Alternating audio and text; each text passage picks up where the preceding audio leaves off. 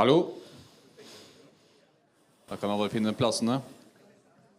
Vi kan begynne igjen.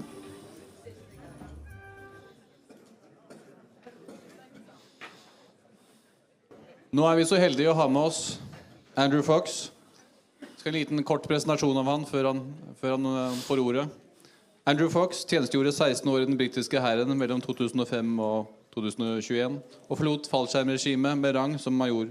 Fox for tiden stipendiat ved Henry Jackson Society, som spesialiserer seg på forsvar, Midtøsten og psykologien til desinformasjon. I 2024 har Andrew Fox besøkt Gaza flere ganger og sett hvordan IDF kjemper mot terrororganisasjonen Hamas. Han har også vært på Nordfronten og gått i Hizbollahs terrortunneler. I desember var han hovedforfatter til en rapport som satte kritisk søkelys på dødstallene som Hamas har meldt fra Gaza-stripen. Give Andy Fox a good welcome. Thank you.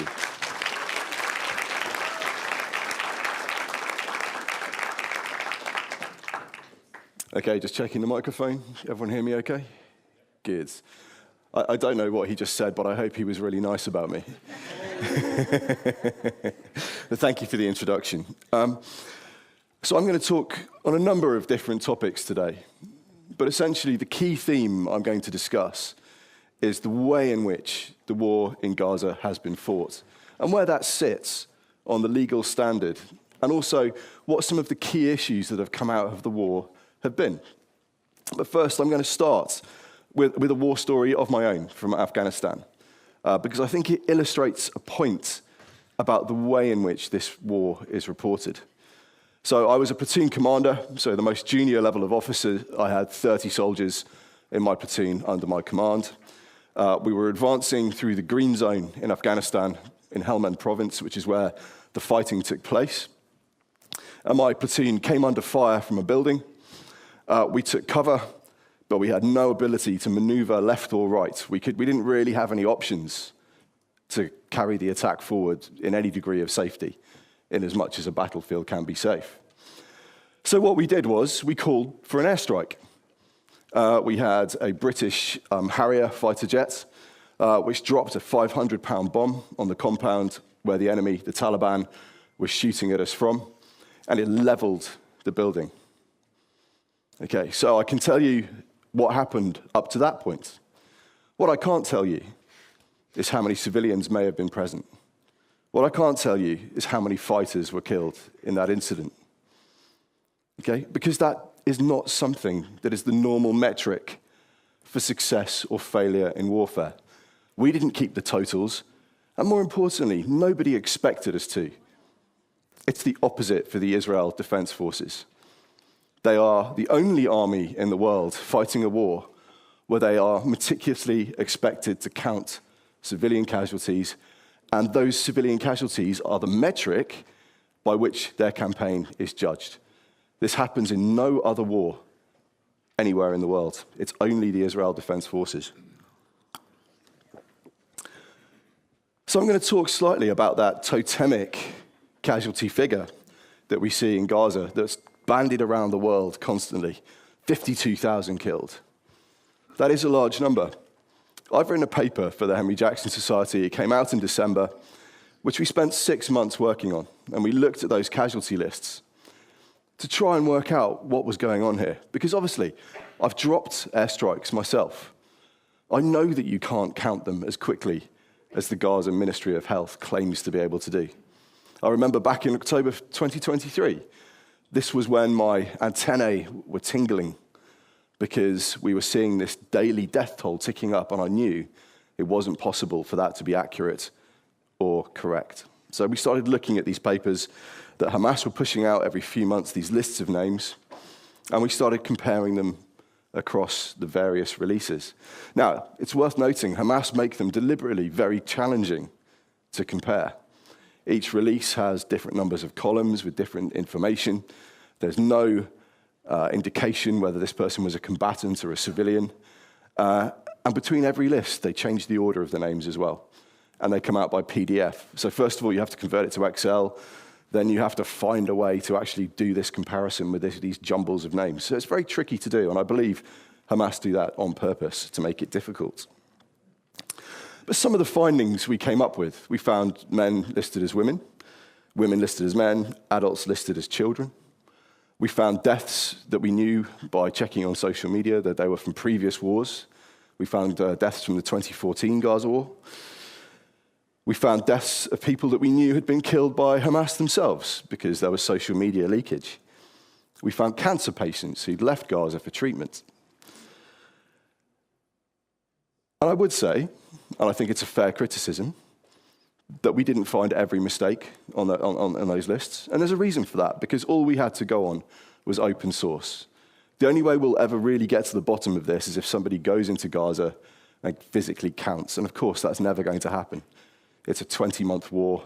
Bodies from October 2023 are now going to be long dust. And so I don't think we'll ever get to the bottom of this.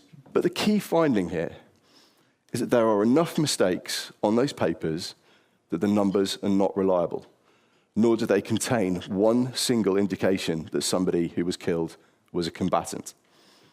And that's very important, because the world's media has been using these figures for 20 months now to bash Israel when we know they're not accurate. We also found some other things as well, which I think are worth sharing with you. The first of all is that we conclusively disproved the lie that has been repeated time and time again, that 70% of casualties in Gaza are women and children.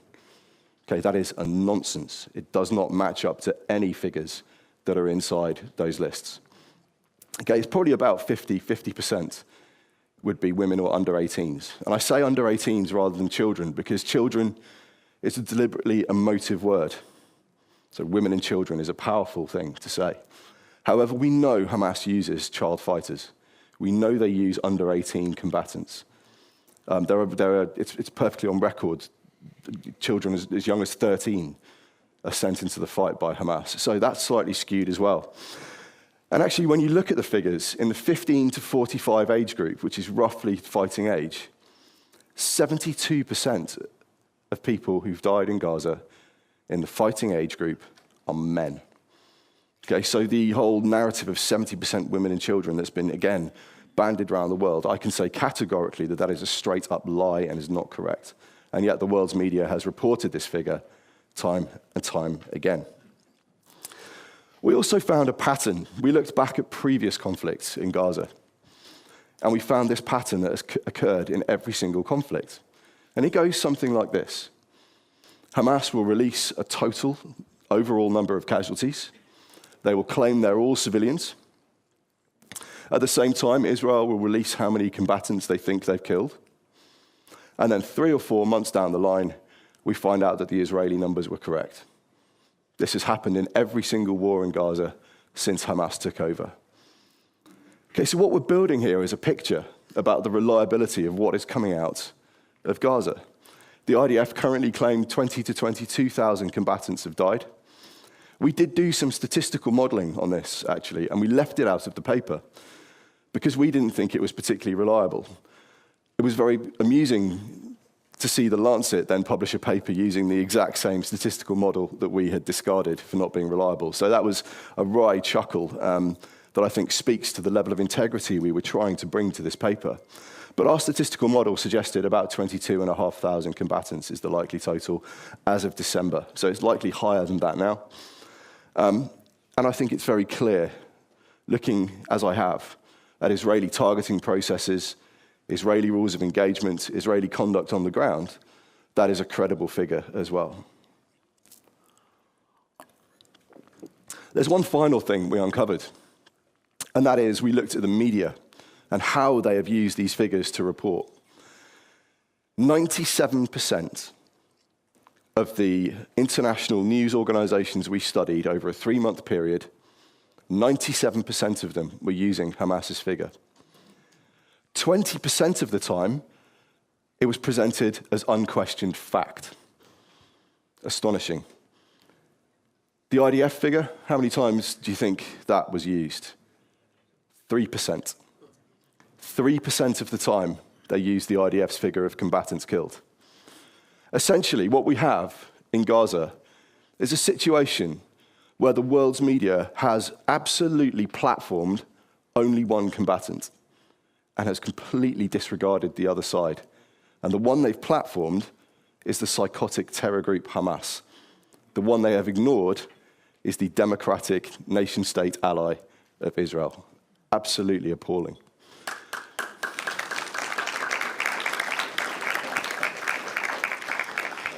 And whilst I freely admit that we didn't find every mistake on that paper, on those lists, we found enough. And then in March this year, Hamas themselves removed over 3,000 names from the lists because they admitted they were including natural deaths. Okay, so even Hamas have admitted they've got this wrong. You see very, very little reporting of that in the world's media. But it was certainly validation for our paper and proof that the world had been using the wrong figures for, as it was at the time, 18 months. But to return to my point at the start, this should not matter. It shouldn't matter.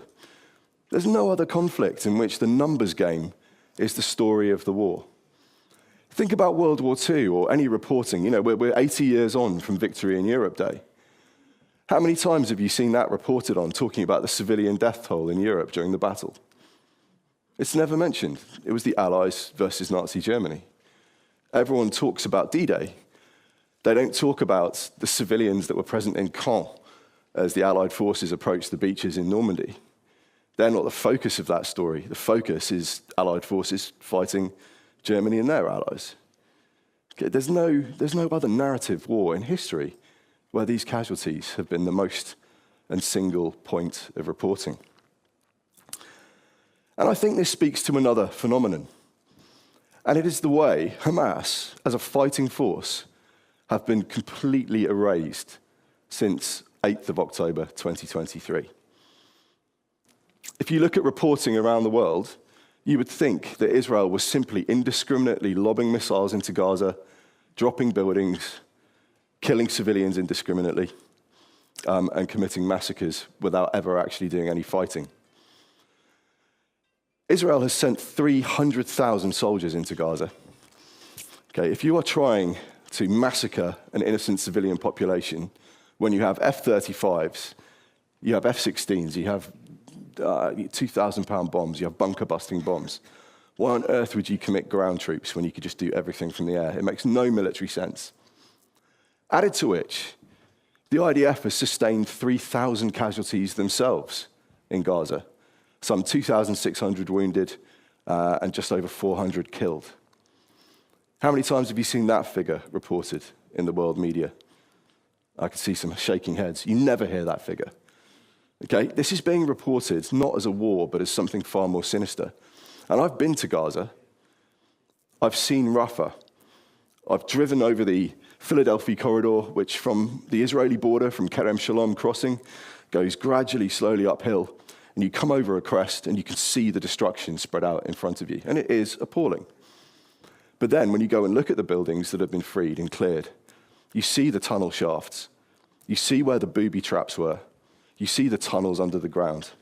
I was with the Yahalom units as they were digging and penetrating the ground with radar to try and find these tunnels. Huge, extensive, 500 kilometers in length. Longer in distance than the London Underground or the Paris Metro or the New York subway. Astonishing. And it's a tragedy as well, because the cost of building those tunnels would have been astronomical. What Gaza could have done, what it could have become, if it hadn't had these psychopaths in charge who did everything and spent every penny they were given on turning the whole of Gaza into a terror factory. Astonishing. I've never seen anything like those tunnels. Absolutely incredible. But let's talk a bit about the other side in this war. I'm going to talk towards the end of my speech about what I think Israel is planning and the way the war is going. But let's talk about the other side. Let's talk about Hamas and their plan. Their entire strategy was designed around a human sacrifice, by which I mean they deliberately have forced Gaza's civilians into harm's way so that they will be killed. And you know what? They're completely open about it. Just last week, my other paper for the Henry Jackson Society was published. It's called Hamas's Human Shield Strategy. It started in maybe a year after Hamas took power in Gaza, when a fighter was known to be hiding in a building, and Gazan civilians rushed to the roof to deter an Israeli airstrike. And this was absolutely and publicly celebrated as a tactic by Hamas's leadership. And since October the 8th, we've heard Ismail Haniyeh and other Hamas leaders talking about how the sacrifice of Gazan blood was necessary for the fight. They are absolutely open and transparent and explicit about the fact they wanted dead civilians so that they could weaponize those deaths in the narrative war against Israel. And it has, in fairness, worked superbly. But if we look at how they've weaponized the entirety of Gaza's civilian infrastructure, you'll see all the time stories about Israel attacking hospitals. Yeah, absolutely they have. Hospitals have protection under the law of armed conflict. They lose that protection when they are used for military purposes. We know Hamas headquarters have been in hospitals. You can find reporting prior to 2023 of numerous doctors who visited Gaza, worked in the hospitals, and speak of Hamas presence there. People make a big deal about the fact that the IDF schematic that they gave under Al-Shifa Hospital didn't quite match what they found. Nobody ever talks about the 200-meter-long tunnel that was found under Al-Shifa and that did have command and control centers in there, and that we know hostages were kept in. It's the same for schools, it's the same for mosques. Every building in Gaza has a tunnel attached to it. The tunnel shafts are extensive. And particularly since the Rafah campaign, which began in April last year, booby traps have been absolutely everywhere.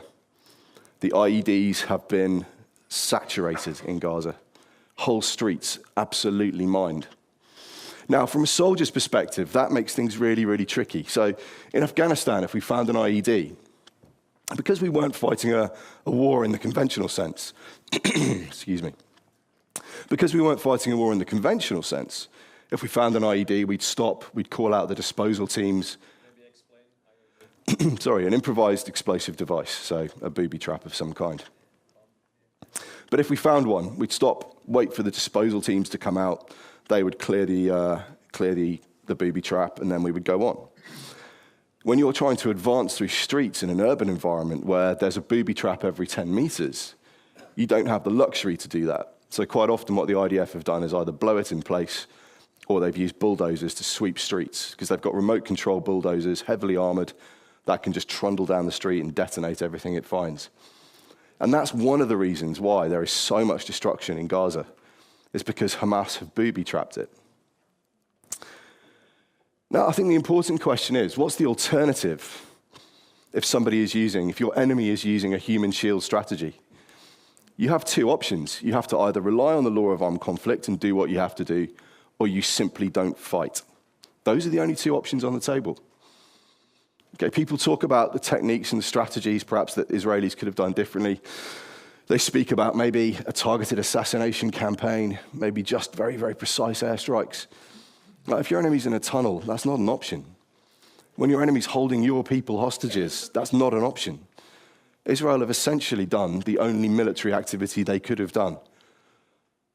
And we'll talk a little bit more about that strategy in a moment. But it's worth noting that every piece of destruction in Gaza is due to the fact that Hamas is hiding amongst the people like cowards, and they're sacrificing their own people. And it's sickening. And the fact that this hasn't been reported nationally or internationally is a true failure of journalism of our time. Yes. Thank you.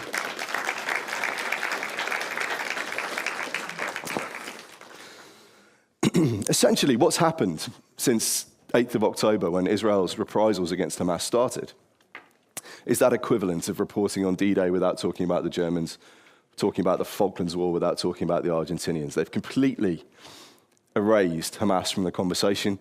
What my paper launched last week does is drag Hamas kicking and screaming back into the conversation and gives you over 260 linked footnotes to prove everything I've just said. It's all in there. And I wrote it to be I designed it to be used by people like yourselves who care about the truth, who care about getting the messaging out there. There's a really clear glossary. When people talk about hospitals or schools, you can check out that page in my paper and you can cite it and look at the sources I've used, and you can hopefully take that fight for the truth out into the wider world. It was written not because I thought we'd change the media's minds. It was written for people like yourselves, so I hope you find it useful. There's also a theory that this is just somehow a normal tactic for a guerrilla force, that's just how insurgents fight.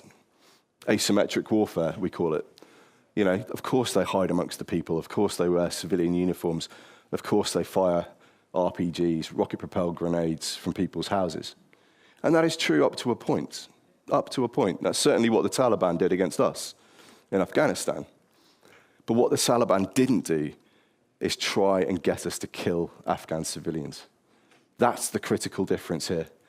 Hamas wants its own people to die. It's astonishing. And it sounds so alien even saying it out loud.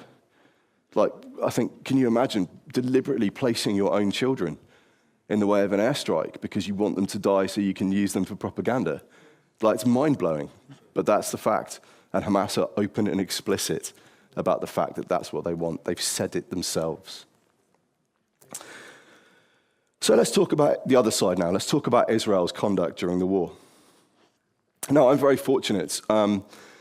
I got into this not by accident, because I'd studied in the Middle East for my master's. I'd studied for my psychology master's, the psychology of disinformation.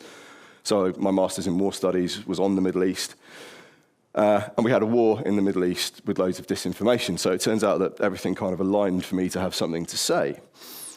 But I also have a couple of very close Jewish friends. We worked together to help rescue Afghans after the fall of Kabul.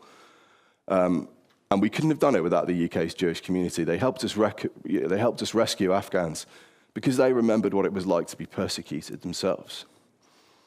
And when October the 7th happened, not only were my friends devastated by what was happening in Israel, but they were also devastated by what was happening on the streets of London. The fact that people came out and celebrated the worst massacre of Jews since the Holocaust. And I was moved to speak out publicly to support my Jewish friends. And that actually got me an invitation to Israel. And from then it just went stratospheric. So during the war, I've interviewed Bibi Netanyahu. I interviewed Yoav Gallant. I've spoken to the chief of the general staff of the Israel Defense Forces. I've been to Southern Command. I've been to 2 different divisional headquarters. I've been into Gaza twice. And I've sat in an Israeli Air Force targeting cell and in the civilian harm mitigation cell. So the access I've been given, I still don't quite understand why they chose me, but I'm very grateful that they did.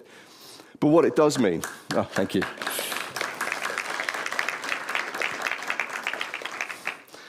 But what it does mean is that I have an insight that I think probably extends beyond most people's. I've seen more of what Israel's doing than most people have in the West.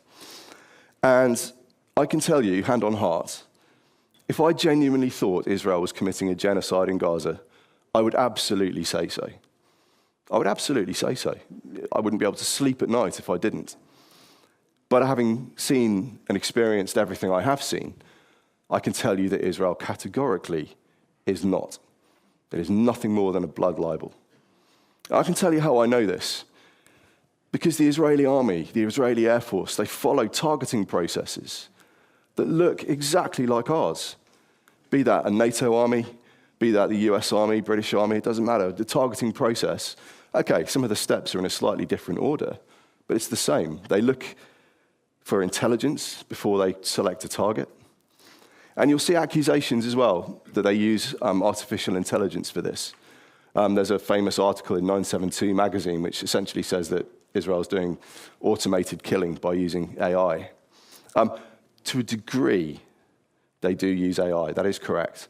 But there's always a human that selects the target once AI has helped process the target. So I think that's an important myth to bust, actually, while we have a moment.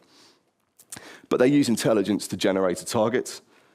They then use other methods of intelligence to verify the target. That could be human intelligence, somebody on the ground. It could be signals intelligence through mobile phone interceptions. It could be as simple as flying something over the top and having a look at it with a camera. Or even it could be sending an infantry platoon forwards to get an idea for what's going on. So there's plenty of ways they can verify it. We do exactly the same.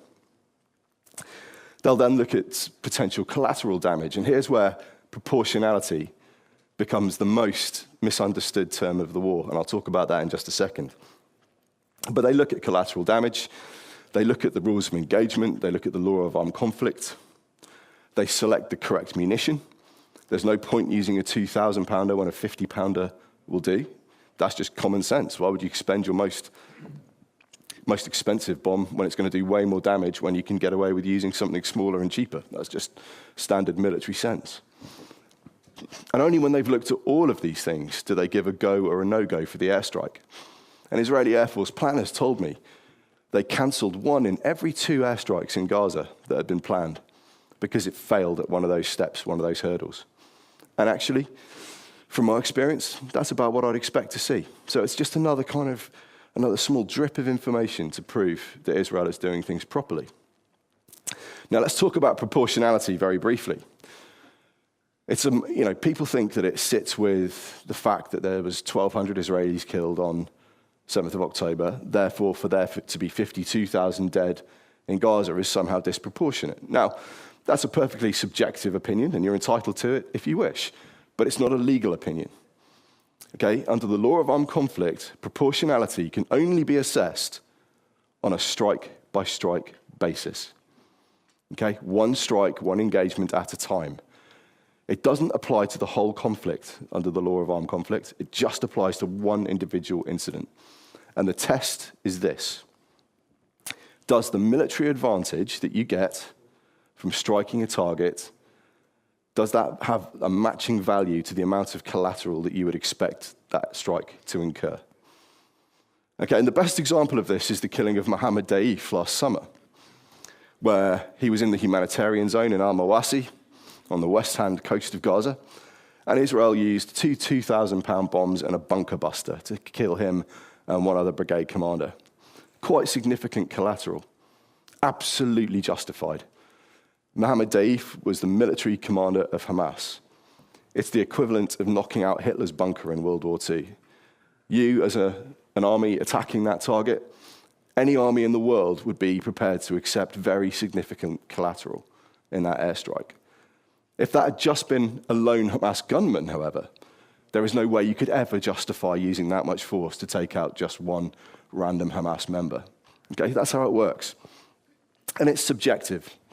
It's the value that Israel places on it, not the value that anyone else places on it. And it's also to do with intent, not effect.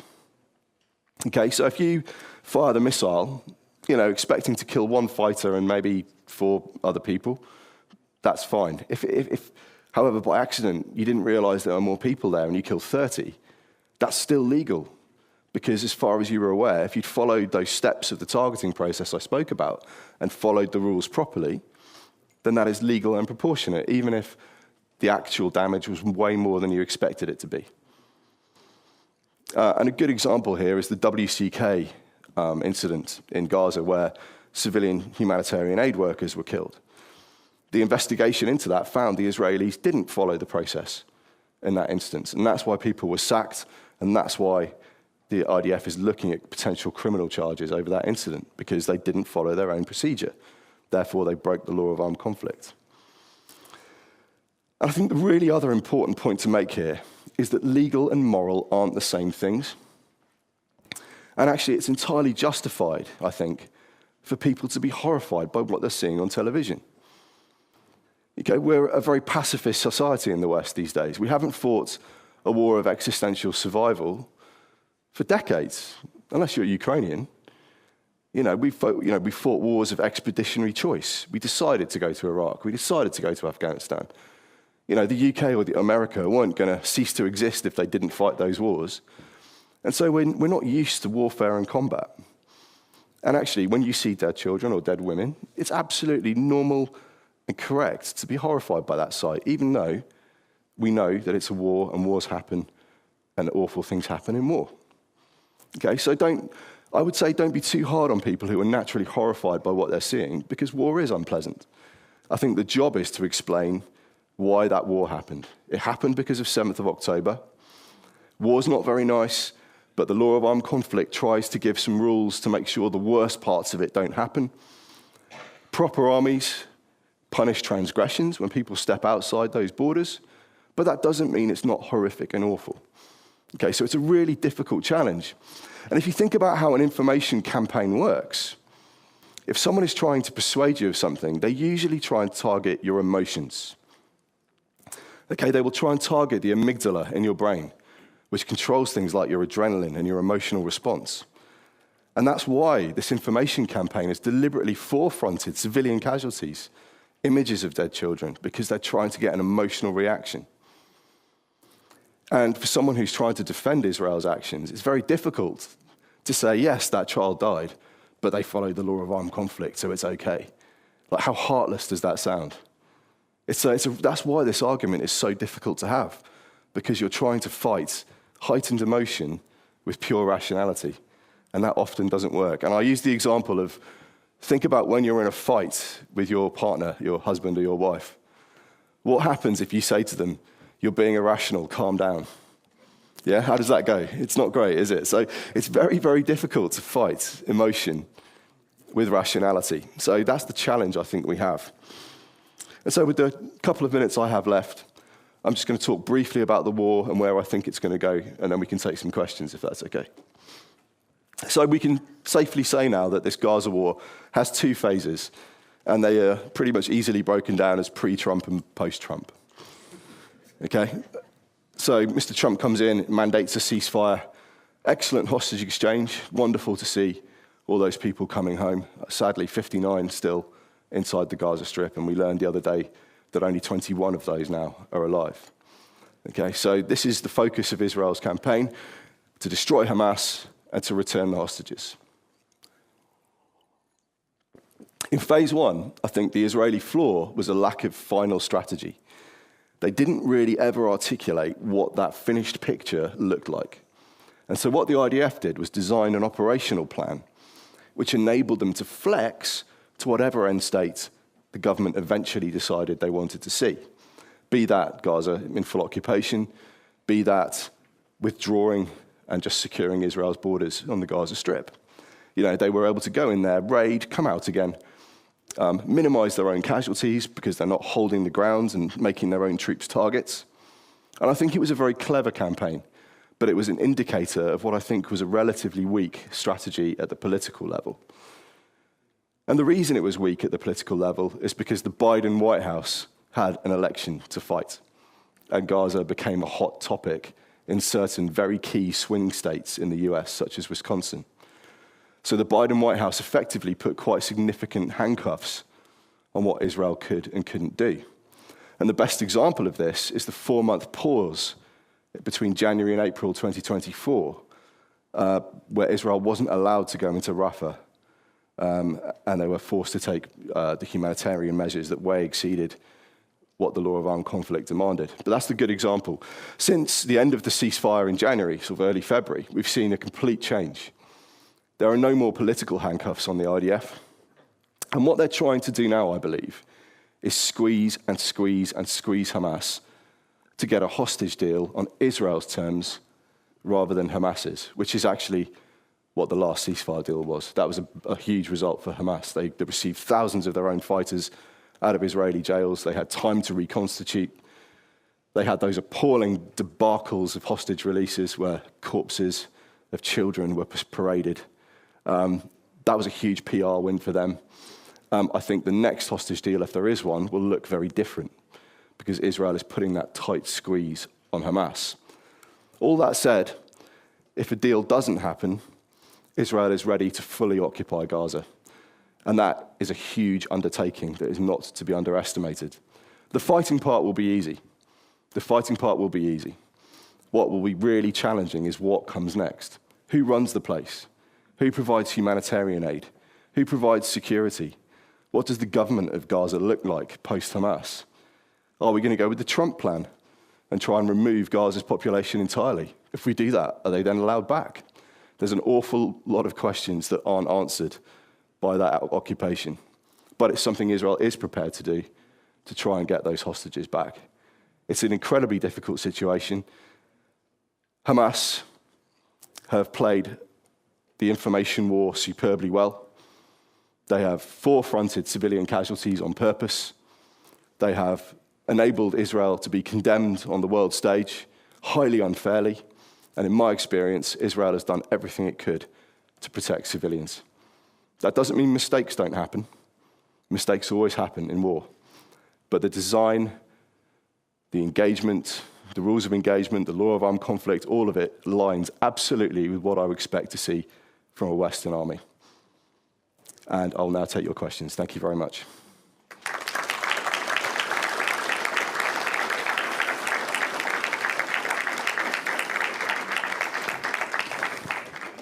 Thank you so much. We have a number of questions already. How did you first become interested in Israel?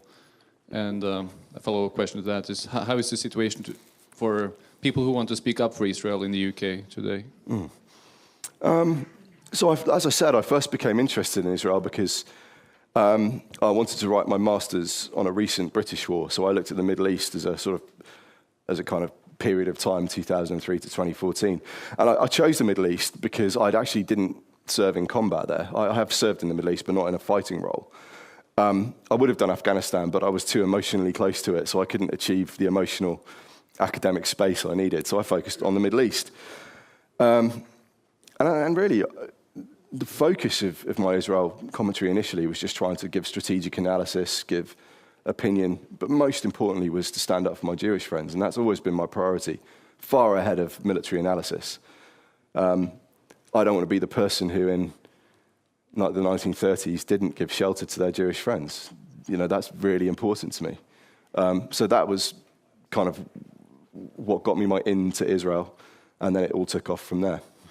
And in the UK, most people don't care, if I'm brutally honest. Most people don't care. It's just another war in the Middle East. And goodness knows the UK has seen a lot of those since the turn of the millennium. What we do have, however, is sort of 10% maybe super pro-Palestine, 5% maybe pro-Israel. And I think the information fight, for me, is that 85, 90% in the middle who don't really care. They see the headlines, they see dead children, and they think, oh goodness, isn't that awful? And then they go and take the children to school or think about going to work. You know, it's the people who aren't super engaged are the ones that kind of we as a collective need to try and persuade to our side. And we don't need to turn them into fervent Zionists. We just need to make them see this conflict more fairly and make up their own mind. And that's what the media is making so hard at the moment with the biased reporting they're coming out with. But that's my effort, is to try and say, look, I'm an ex-soldier, I'm from an elite regiment, I had a relatively decent rank, I'm trying to report on this fairly, you can either trust me or you don't. That doesn't mean online you won't get tons of abuse if you're a relatively pro-Israel position. That just comes with the territory, unfortunately. But I think most people are persuadable in the UK. I think the quiet majority support Israel because they see Hamas and they know what they are. But that's not always reflected in media reporting or the really noisy, empty buckets who make the most noise. Great, thanks. There's a comment and a question. Thanks for explaining the principle of proportionality so clearly. Leaders in Norway seem to think that proportionality is a numbers game. What would you say to the largest labor union in Norway that accused Israel of genocide this week? Look, genocide hinges on one thing and one thing alone, and that's the intent to commit the crime. Okay, it's called dolus specialis, and it sits far above the usual burden of proof in a criminal case. Okay, if you or I get arrested and we go to court, the burden of proof on the prosecution will be beyond reasonable doubt. Okay, have you done this crime beyond reasonable doubt? The burden of proof for genocide is absolute. It can be nothing else for it to be genocide. And for that, you normally need to show some kind of a plan. Think of the Wannsee conference in Germany when they planned the Holocaust. Nothing like that remotely exists in Gaza. And if you look at South Africa's submission for the intent, they've cherry-picked a bunch of speeches. They even cite one President Herzog speech and then leave out the bit where in the very next clause in the sentence, he goes on to say that they're targeting Hamas. You know, it's disingenuous. I think Iran have had far more to do with that ICJ case than is publicly known. I suspect some money has gone the ANC's way in South Africa, if I were a betting man. But not even the conduct matches genocide. There's 5 different conditions, killing, injuring, and a few others that not even Israel's critics accuse them of, quite frankly. And the fact that Israel has pumped 3,000 calories per day into Gaza during the course of the war, the fact that Israel has created humanitarian zones, set up 11 different field hospitals in Gaza, provided electricity and water, and all of it's been nicked by Hamas. You know, I think every bit of evidence that sits around this points to the exact opposite of it being a genocide, but the most important part is that there's no intent here at all. And that's absolutely clear from everything I've seen in every IDF headquarters I've been in for the last year or so.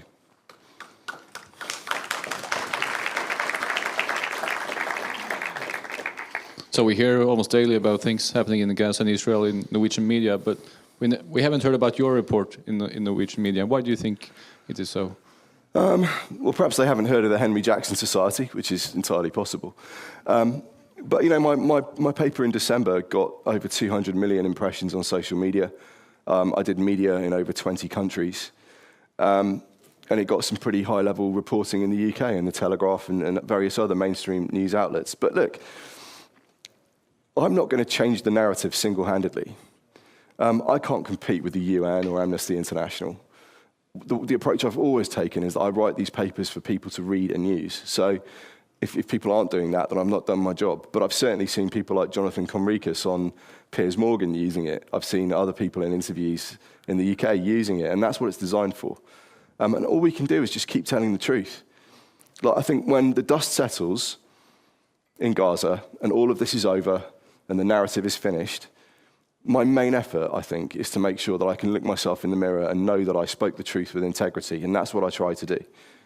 And I think if you can all try and do the same, then it means we're all saying the same messaging, and hopefully that will have some traction with our friends and family, and then at least at a sort of silent majority level, then we'll have won. That's, I think, the best we can do in the face of a media that is now set on a trend, it's set on a narrative, and it's not going to change it for love or money, unfortunately.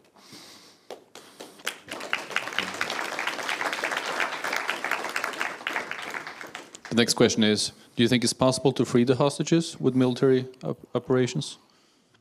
No, I don't. I think it'll need a deal, a hostage release deal.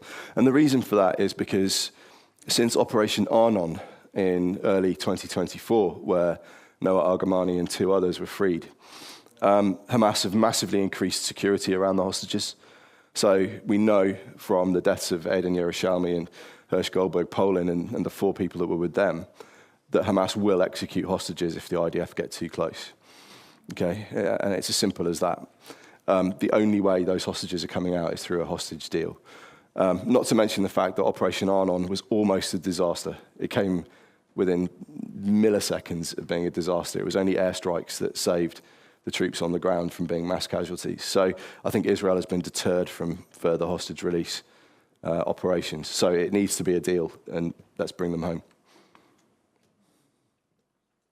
Thank you. And the next one here is, why is the information that you have provided regarded as nothing but Israeli propaganda and false?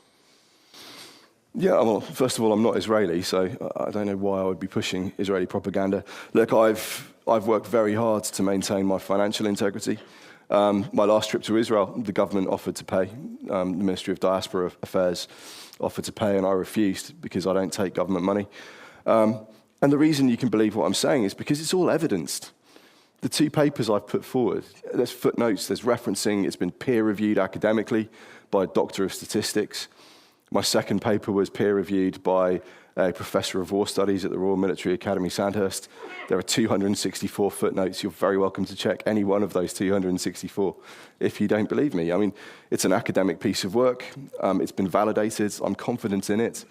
And I urge you to read it and make up your own minds, see if you believe me or not. Great, thanks. Here is, you know, in Norway we hold the UN to a high esteem, and the UN estimates that 70% of Gaza's infrastructure is damaged or destroyed, which some interpret as evidence of Israel's deliberate intent. How would you respond to that claim? Well, I would refer you to my second paper that was published last week, and my explanation for why that infrastructure is damaged. It's damaged because Hamas have used it for military purposes. And I don't think it's impossible to overstate the scale of which they've booby-trapped the entire place. Honestly, in Rafah, every other building was booby-trapped. Every other building, every other house had a tunnel shaft with a booby trap in it. And I've seen the evidence of that with my own eyes. And it's because they saw how the IDF operated in Gaza City in the north, where the IDF was clearing buildings as they went through the city. And they targeted that IDF tactic. So they said, if they're going into buildings, well, let's booby-trap the buildings. And they had 4 months to do it because Biden made the IDF stop for 4 months. So they had 4 months to essentially rig the whole of Rafah into one gigantic booby trap that the IDF then had to fight through. Okay, and that's why 70% of buildings are destroyed.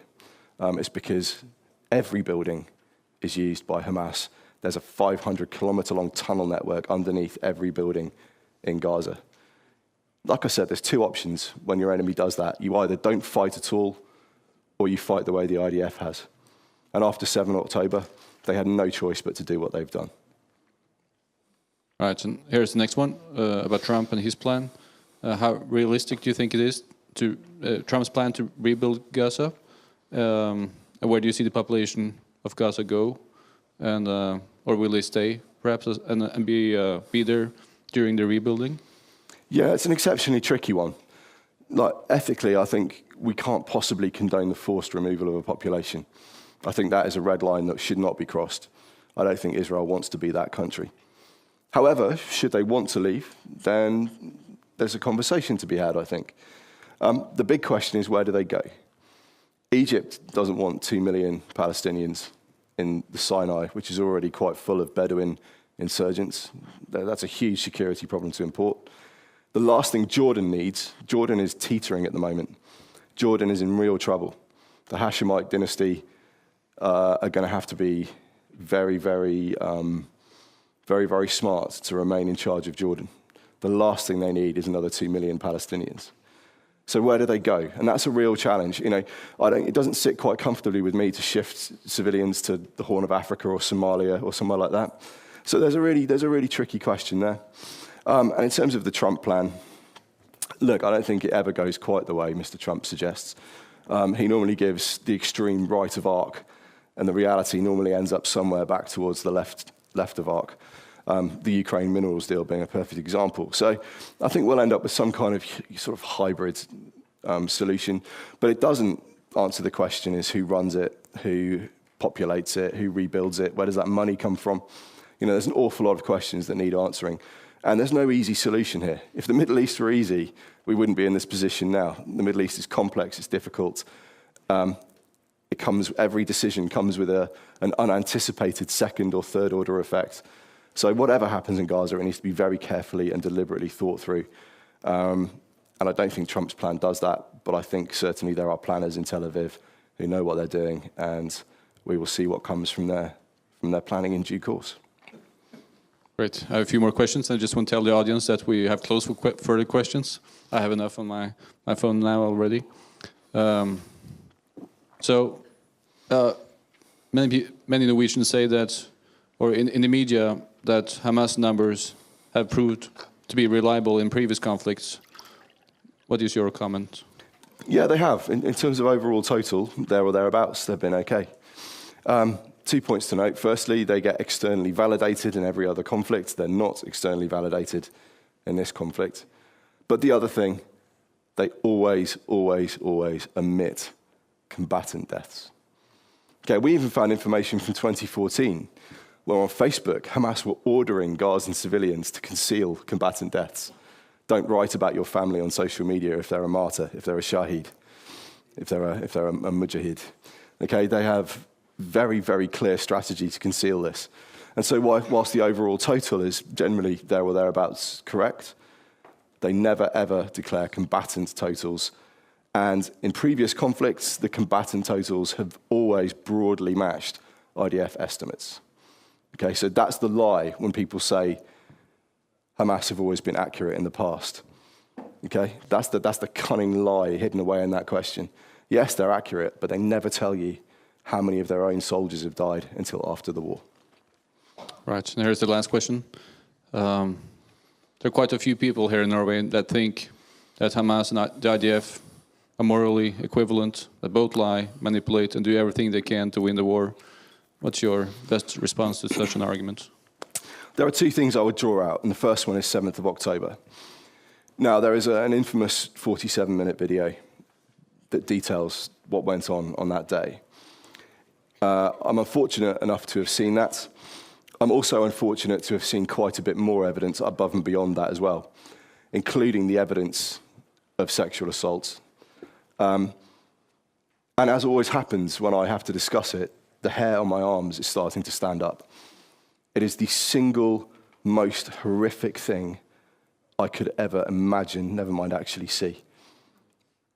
If you really want to know what that includes, come and find me afterwards. But it is beyond bad. I genuinely don't have the words to describe to you how horrific it was what Hamas did on 7th of October. There is nothing the IDF has done in Gaza that comes remotely close to that unspeakable horror on 7th of October. So that's the first thing.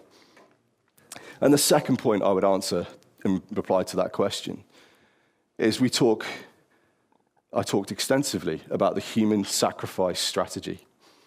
That's the difference. Israel is doing everything it can to prevent civilian deaths. Hamas is doing everything it can to guarantee civilian deaths. They're sacrificing their own children for their political ends.